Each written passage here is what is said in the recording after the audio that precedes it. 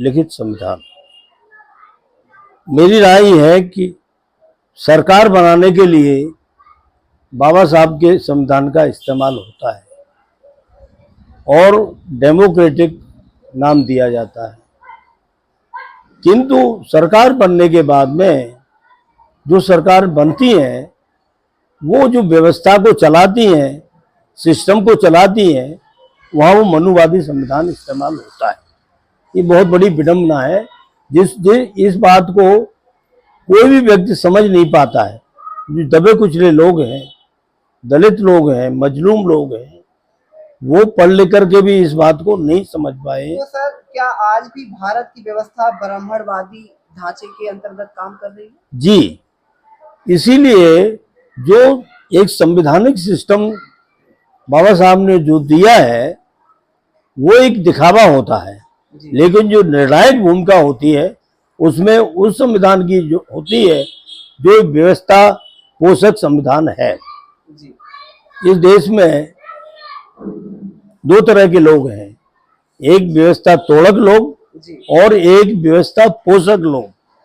यानी जो व्यवस्था को फलीभूत बनाना चाहते हैं वो लोग माइनॉरिटी में होकर के भी उस व्यवस्था को मजबूत करते हैं, क्योंकि हमारे पढ़े लिखे लोग भी इन चीजों को समझ नहीं पाते हैं।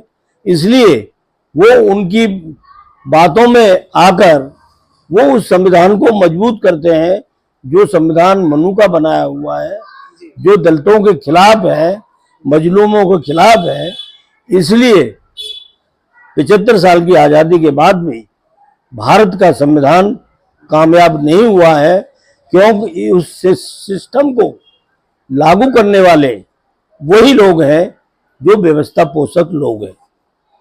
तो आपके हिसाब से कुछ चुनिंदा लोग ही इसको कंट्रोल करते हैं? और सर, इसका एक बहुत बड़ा एग्जाम्पल है जी कि डॉक्टर अंबेडकर ने इस देश को वो व्यवस्था दी, वो अपनी बिगड़ी हुई बात को बना सकता है, लेकिन दलित समाज भी विभिन्न जातियों में, विभिन्न विचारधाराओं में बटा हुआ है।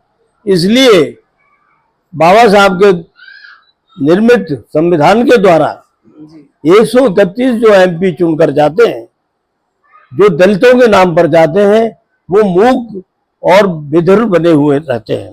वो बोल नहीं सकते हैं, सुन नहीं सकते हैं, उनका महत्व कुछ नहीं है, महत्वहीन है।